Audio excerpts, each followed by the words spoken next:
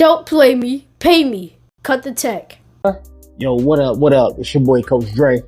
I wanted to start a new little series where, you know, I'm a life coach, career coach, but majority of what I coach people to do is one, just having the right mind frame to be able to have success in whatever area of life. And so for me, one of the things that's helped me is I am surrounded by dope dudes in my real life, right? So I wanted to introduce y'all to some of them and just kind of invite you into some of the things that we do. And so this is my man, Nate the Great. Say what's up, Nate. What up? And what we do is weekly, like we come out to our local spot, we hang out, we play dominoes, smoke some hookah, and we talk, right? And it can be a ton of different things from business to just life plans, relationships, all kind of stuff like that.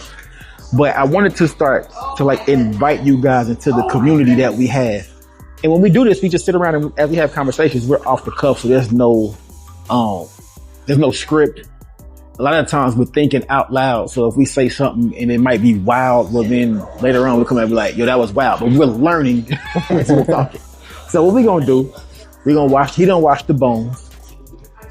I'm finna grab mine. We finna play and we gonna talk like we normally do. And more than likely, I'm gonna be this tail like I normally do. Nah, I'm just playing. He's pretty good. He used to play in prison and he played on the porch with grandma. Yo, relax, man. So, all right, Nate. So, one thing I will say, Nate is a really, really good salesperson. And so a lot of what I do is help people in tech sales, so people have experiences, learning how to get into tech sales. Nate doesn't do tech sales, but you do more business to customer, home remodeling, stuff like that, right? And so a lot of the skills translate. So we'll sit up and talk a lot about like what we're learning as far as our jobs are in the field. And so I want to kind of start off with just talking to Nate, just learning more about like how'd you get involved in the sales field? How'd you find out you love it? Yeah, like, on accident. All that good stuff. So talk to us, man. Introduce yourself to the Cut the Tech family, bro. What's up? Nate the Great. I got to put a little flair on it so that you don't forget it. Big six to the board. No, I ain't got it. Big five. Big five. I don't got it either. So we're going to go with that there. I'm going to tell you now, I don't have no doubles. Don't tell me what you got. I'm good enough to do it without it. You know what I'm saying? Okay. Yeah, so, man, I was at a pretty low place in my life. I was actually I was bartending. Very, very paycheck to paycheck. Why you talk about you bartending? Give me that 10. I'm not that in. Why you got the pen? Oh, by the way, we use a little app. Yeah. Hey man, they ain't paying us, bro. They ain't paying us. We ain't giving them no shouts out. You know what I'm saying? Right. Hey, but if somebody does actually want to capitalize on this and have us, talk to us. Nice. You know our motto: don't play me, pay me. What's up? We could definitely make this a financial, But continue, bro. I ain't gonna cut you out. Man, I was actually at church. At a pretty low point in my life. Had just really gotten out of a serious, breakup.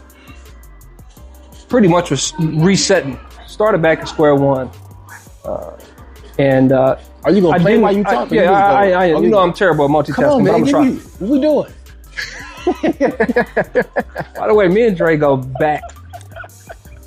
Like suede Pumas and name buckle belts. Man. Like we go back. It's my man, for real. All right, let's go. And so he has the right. He can talk to me the way he did. This is big homie. Let's see. I lied. That's the one double I have. Okay. It was a lady there at the church, an older lady who was like, have you ever thought about doing sales? And I was like, oh, hell no. Like at the time, I didn't think very fondly of sales. It kind of has a stigma to it, kind of has a reputation to it of, in my mind, I was thinking of the scummy car sales guy who, I try to avoid if they approach me. If I see somebody coming at me at the mall trying to sell something, I'll walk the long way around. I would intentionally try to buy a car online just to avoid the lot. That's just how much I despise it. Running from the dudes and stealing your sneaker cleaner? Yeah. So I was like, I really don't want to do it, but at the same time, I don't have anything to lose. Yeah. Because at this point, you know, I really needed to get it out the mud. I was in a tough situation. I needed to get my stuff together. So I tried it out. Turns out, was really, really good at it. Was really good at it. But it's not because I followed any kind of script. It's not because I knew any sort of tactics or whatever, but I found a lot of success in, believe it or not, I fare very well when I communicate with people the way that I would want them to communicate with me. And I think they could sense that conviction in me. I think they could sense the realness and sense that I really did care about them and their situation. And typically people do not care about what you know until they first know that you care about them.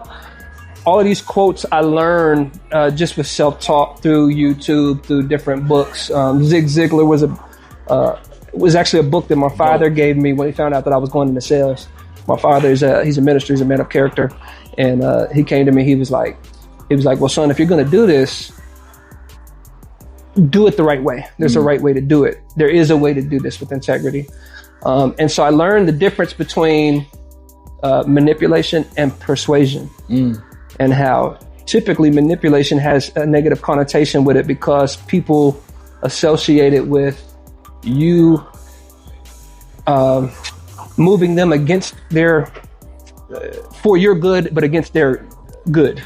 For, you know, and persuasion is really just allowing them to see how it benefits them and letting them make an educated decision based on whether or not it benefits their situation. And so I became so convicted about the services that I was offering that I was sharing it out of a true passion and out of a true conviction, and that conveyed to them. There's a saying on the block we grew up on, and that is real, recognize real. So there's a lot more communicated non-verbally through facial expressions, through body language, through tonality, through pacing, that can't really be taught in a way. You can teach a script, you can teach certain things to say, but what you can't teach is conviction. That has to be found within themselves. And so to me, that's what made the difference. And that's why I think that I experienced a lot of success with it. Yeah. Dope. So did you experience a lot of success fast? Or like, what was your learning process like? I actually did. But and why you do that? Play, so I can get back to kicking your tail. I actually did. And the reason for that was I didn't have an option. Okay. Explain. But to succeed. Well, with commission-based sales, it's feast or famine. And if you don't work, if you don't sell, you don't eat. And I was hungry. And so I've always heard it said that you're more likely to succeed without a plan B. We as people gravitate towards being comfortable and taking the road of least opposition or least friction. And the least resistance to success. Correct. And so because I didn't have an option but to succeed, I just had to dig deep and do it. And I wasn't really given a lot of coaching. I was kind of just thrown in the water and they said, swim. We'll see if you can do it. Yeah. And I think what partly set me up for a lot of the success that I had was in a lot of the leadership roles I had been in within church settings or within various life circumstances up until that point. So I think that communicating with people has never really been a difficult thing for me. I am extremely extroverted. I'm extremely empathic.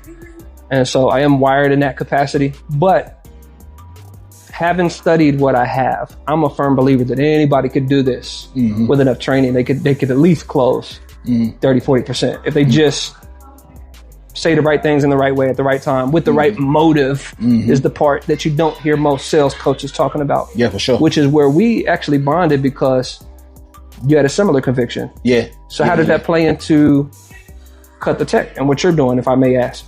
Well, similar to you, I've got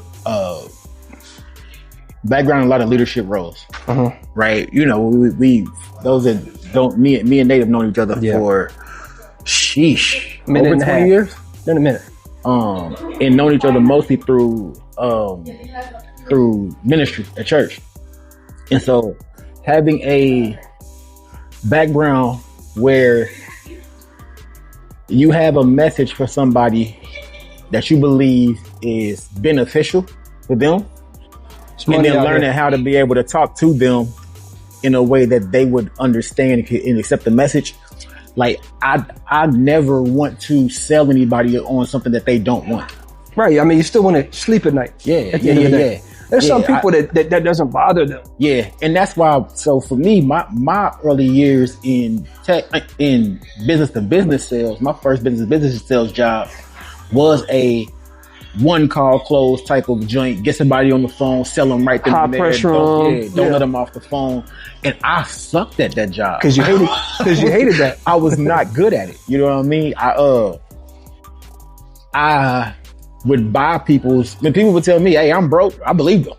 You know what I mean? Well, right. So, they trusted you enough to tell you that. Yeah. So I wasn't good at that, but my original sales experience came in business to customer. Right. So building relationships with people and then letting your work speak for itself. My first sales thing was my sneaker customizing business. Right. Which I never got me a pair. I'm still bitter about that. You didn't. That's all good. Put that down there. I need some customized Chiefs.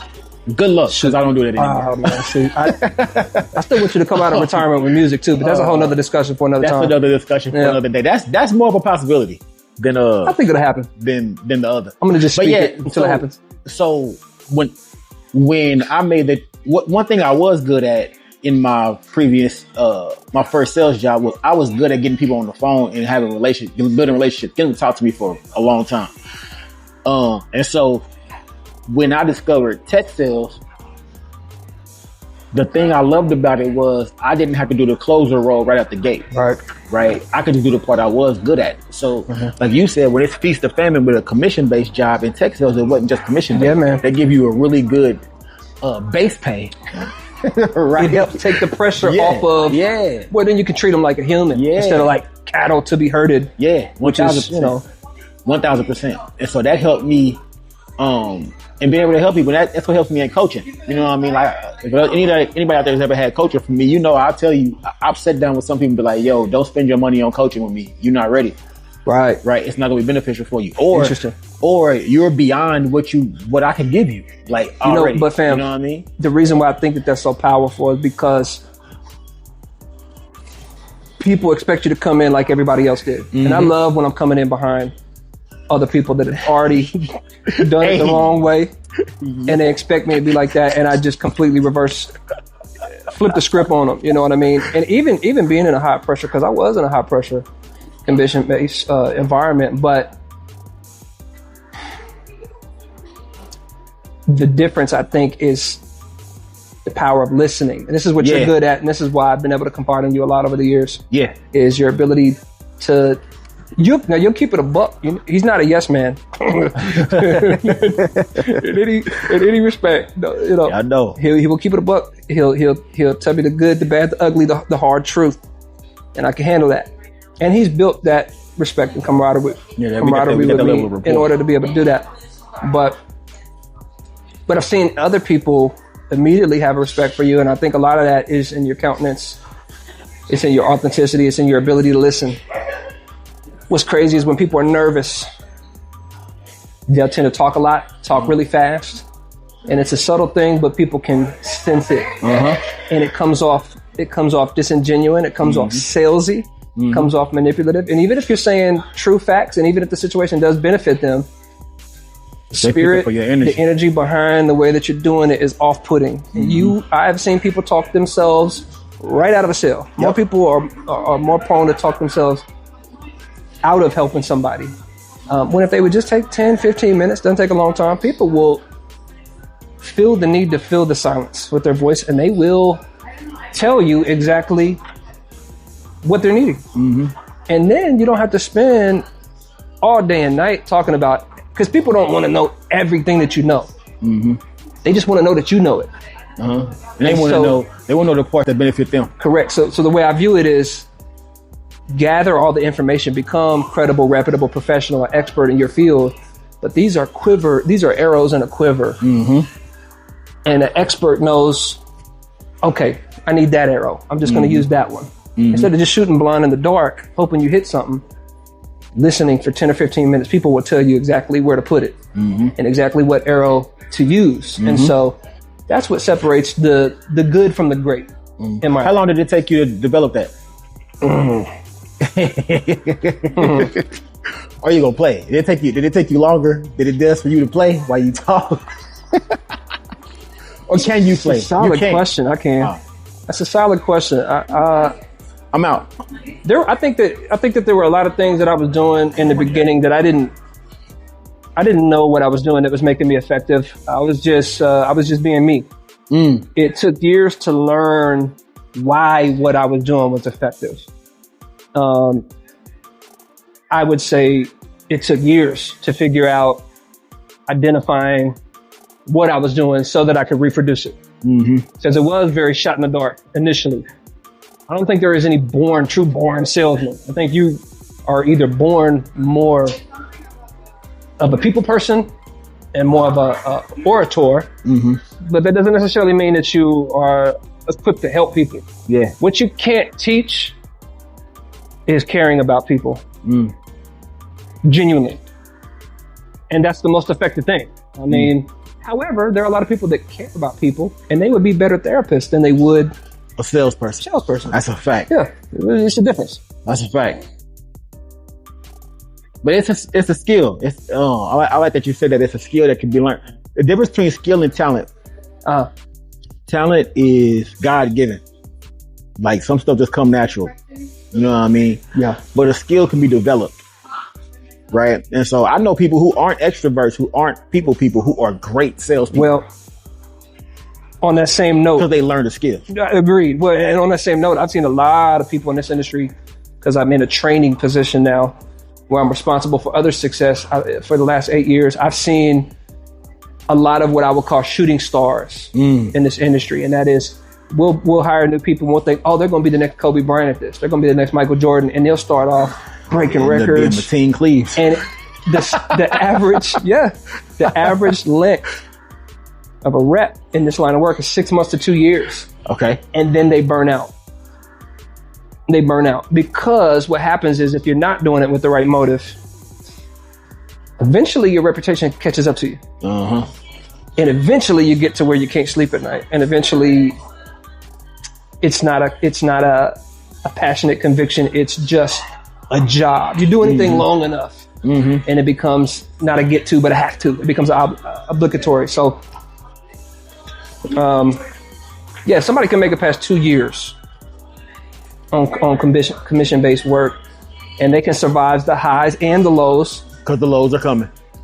The lows are coming. Oh my God! Let's talk about. You can talk about COVID in the 2 years that we had there. Yeah. And how I seen 90% of the fleet fall off because they didn't prepare in the time of plenty for the times of famine that are inevitable. It's not even a matter of if; it's a matter of when. And so you'll find out who prepared when you go through that. One thing I noticed through this conversation, this is to us is normal because this is just what we do. Sure.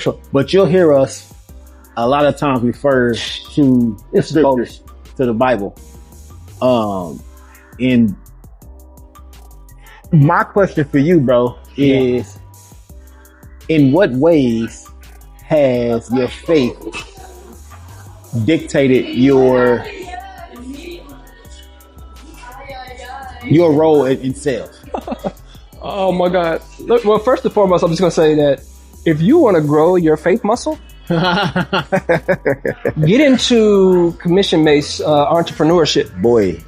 Where nothing is certain. Boy. And everything is a prayer. Boy. And you will learn either you'll tap out. If you're dependent on your own strength long enough, you will tap out because eventually you'll run dry. Or you will learn a very good prayer life. Yeah. You'll learn that you stand longer when you kneel longer. You stand stronger when you kneel longer. That's a quote from my daddy. It's true. I got some good calluses. That's what's up. And still don't have the prayer life that I want to have. Yeah. So it's not like it's ever a fully developed thing. It's something that we're in process, but it's easy when things go well. Yeah, The always real growing. test is, go ahead. Always growing. Always growing. That's good. It's on you, cuz. I just play. You said what?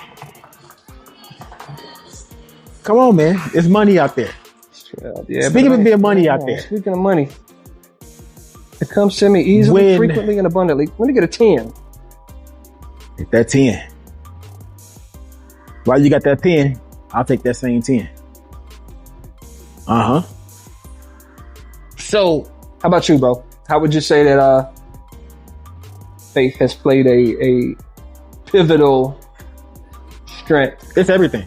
in what you do? Yeah, it's everything. Because one, I have to view whatever I'm selling to people as if I'm actually serving them. Right. Doing my work as if I'm doing it to the Lord. And so that keeps at bay the human nature of wanting to just get the money. You know what I mean? Like all money ain't good money. No, it's not. It's not. And so having to serve people too, like you said, operating in faith, it's a lot like being in sales is a lot like being a farmer. Okay, how so? Right?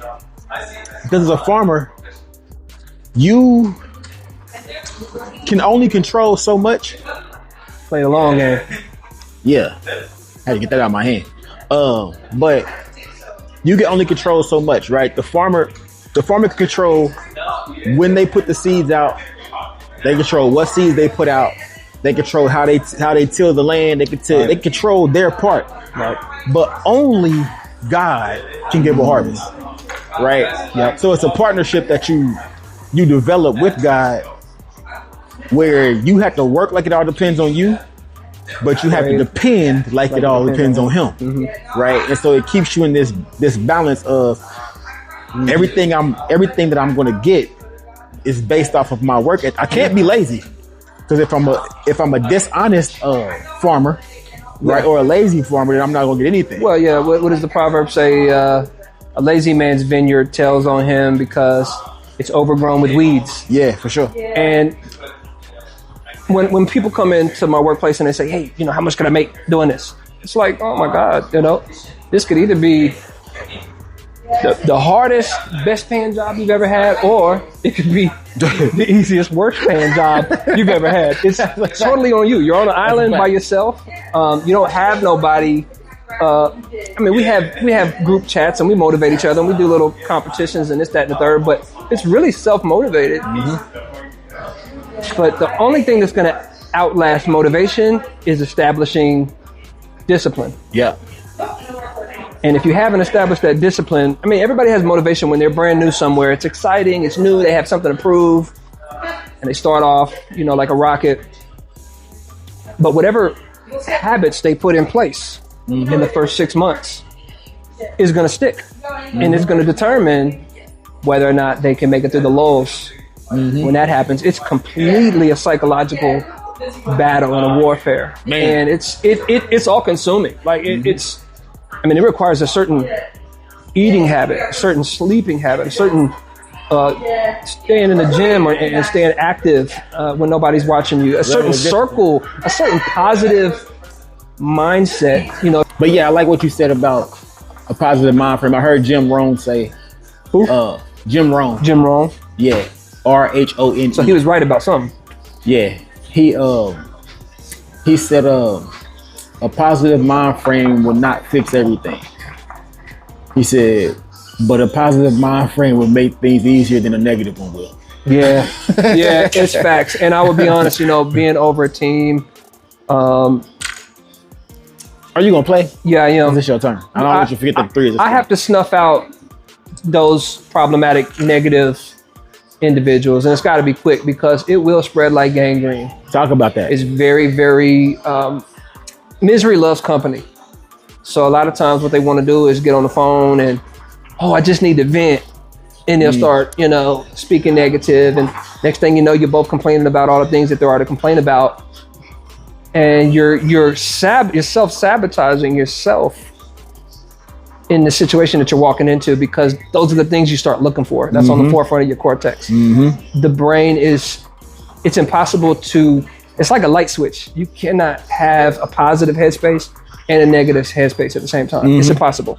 And so you have to catch yourself and literally switch it when you find yourself. And the mind's powerful, the words are powerful. I'm not talking about speaking things into existence, but what I am talking about is you find what you look for. Yeah. And whatever your headspace is switched on, it will be a self-fulfilling prophecy in that moment. One thing I do think that's dope about us and our group, our friend group, is we're quick to hit the group chat and be like, hey, yo, dog, I'm having a terrible, I'm in a bad space mentally. Like, somebody pray for me. That happened today. For sure. Yeah, I would be the first to say.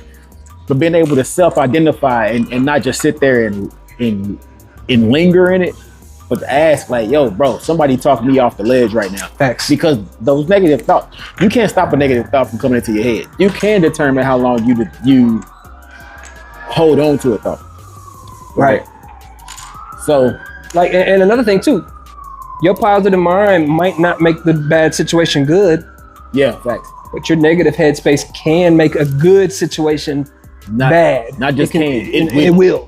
It will. And so you run the risk of that. Yeah. And so, you know, I typically know it's kind of weird, but I've done this long enough that I know by the way it's weird, by the amount of charisma that I feel, by the way that I'm singing to the song that I'm listening to on the way to the drive, by the way that I'm thinking about in my head, already rehearsing how it's going to go well. I already know whether or not I'm going to sell. And generally it plays out exactly the way that I've envisioned it on the way there.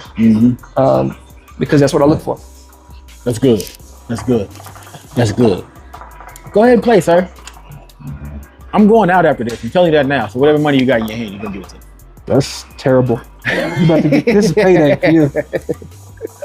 Good Lord. Well, let's get that out, man. That was a good play. Out. Oh, I forgot about the double. Give me my money. Oh, man, I got stuck with these. Give me my monies. Study long, study wrong. 15, 16, 17, 18 for 20. Give me my money. It's good money. Yeah, dog. So, I mean, now that how long has it been since you've been in sales? This is my 8th year. 8 years. 8 years. It depends on the aspect that you're talking about. Getting paid to do it, 8 years. How long have I been doing it without knowing it? Explain that. Decades. Because I have a saying that it's really weird. I have a saying that I teach all my students, especially the ones who say, I don't want to get into sales. Okay, not to over spiritualize it. All of life is sales. Well, here's the deal. You've heard some people say that you're either a seller or a buyer. It's not true. We're all both. That's the only question is whether or not you're good at it. Facts. So you can talk ish on sales all you want. You still have to do it. You can't be a consumer for very long. Yeah. Without also being an entrepreneur. Yeah. You know, you'll run out of resources. So. Yeah. And for those who saying, well, that's not true, I don't feel anything. You sell yourself on everything. You are the walking product. Right. You are the walking product. If you're in a relationship, ever want to be in a relationship, ever been in a relationship, you have to sell my goodness, the other person on the fact that you are the best fit. Right? But the person that all of us sell the most is us. And we the easiest person to lie to. Facts. Because you hear it in your own voice, you'll believe a lie. Which, again, brings us back to our faith. Like the idea that I know out of me, so I have to have something outside of me to give me the proper perspective of whatever a situation is. You do that for me a lot. And you do that for me also. Yep. Yeah. But dang, this hand trash. All right, let's work. Let's work, sir. It's that bad? It's that bad. Golly. Oof. It may be some potential here. I might be able to do something. Here. I don't forgot what I was saying. What was I saying? You're the easiest person to lie to. Yes. And you got to be careful how you talk to yourself, because every atom in your body is listening 24/7 and believes you. And so, you know, some people call it affirmations. Scripture calls it declaring the promises Man. and the truths that are factual. You know, emotions are real, but they're not reality. Yeah. Oh, I like that. They're real, but they're not reality. And emotions make great followers, but they make terrible leaders. And if you base your decisions and your success off of emotion, it will be as fleeting as that emotion is. And that's why you see that's why you see the shooting stars. When the emotions are high, their motivation is high. When their emotion drops, their motivation drops. You gotta be able in those dark places and in those low points to dig deep, remind yourself of the truth, and say it even when you're not feeling it. I don't want to say fake it till you make it. I don't love that quote, but in a sense, speak it until you feel it.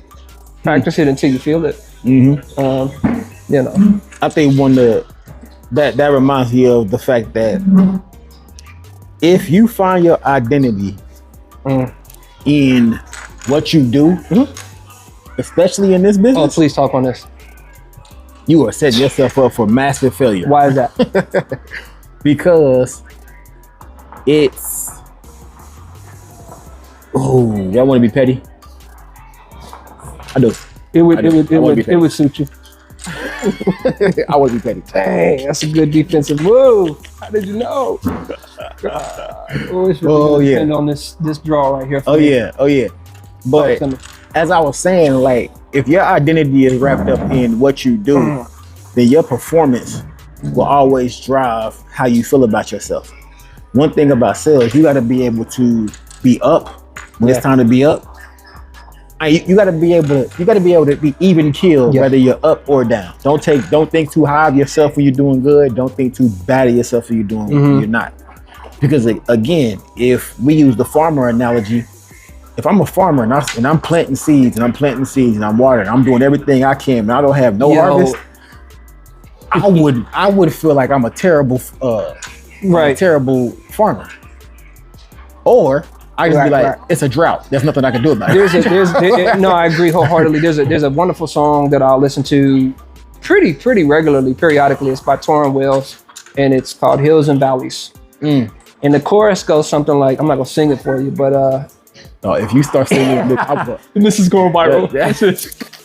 No. Okay, he says something like, when I'm in the valley, I don't want to forget that you see me. And when I'm on the hilltop or on the mountain, I don't want to forget that I didn't get me there. Yeah, and in the valley, you didn't leave me there. Yeah, that's good. So yeah, it's a reality of stand. And if you know from where your help comes from, and if you know that you can't do anything apart from him, and if you also know that the joy of the Lord is our strength, and that joy is not circumstantial. So the difference between happiness and joy is, happiness depends, and you, people screw their life up chasing happiness. It's probably the biggest lie of our culture is, I just wasn't happy. So I need to find my happiness. Happiness is circumstantial. When your money's up, you're happy. When your money's down, you're sad. When your relationship's going good, you're happy. When it falls apart, you're sad. When a baby's born, you're happy. When you lose a loved one, you're sad. Joy is not based in a performance, but in a person. Yeah, for me. And that person is immutable. He doesn't change. And so because he doesn't change, that joy in him doesn't change. And what he's purchased for me is secured and wasn't based on my merit. Yeah. So before I get too deep in the gospel, you've got to have a very disciplined centeredness. And nobody does this perfectly. Not at all. It's a daily process, right? It's a everyday war against ourselves. To put, what was that quote I heard the other day? I try to make sure God gets in my head before I do. That's why I race to try to get on my knees, because I already know that I can persuade me. I'm really good at it. Hey, listen, talk myself out. I'm just gonna be 100. If I'm left to my own devices, I'm gonna F this all the way up. I'm telling you now, if I follow me, some of my best ideas have been some of the worst, came with the worst results. Yeah, work less, pray harder. Give me 10. That's my advice. Yeah, dog. So look, I'm gonna finish whooping his tail, right? As y'all see this going a certain way. You got any closing remarks? Anything you want to say to the people before we get off? We gonna do this more often. Y'all let us know if this is something y'all want to see. I think whether we post this or not, I want a copy of it to remind myself of this because the one thing that we learn from history is that we don't learn from history. Look, this is definitely going on YouTube. It might be prone to forget. It might be under the only if you have a link to read it, but you're gonna be able to see it on YouTube. We're gonna make sure that happens. So yeah, grace and peace, y'all. Grace and peace. Y'all know what it is. Don't play us, pay us. Be great. Cut the tech, you heard? Don't forget the image you're made in. Don't play me, pay me. Cut the tech.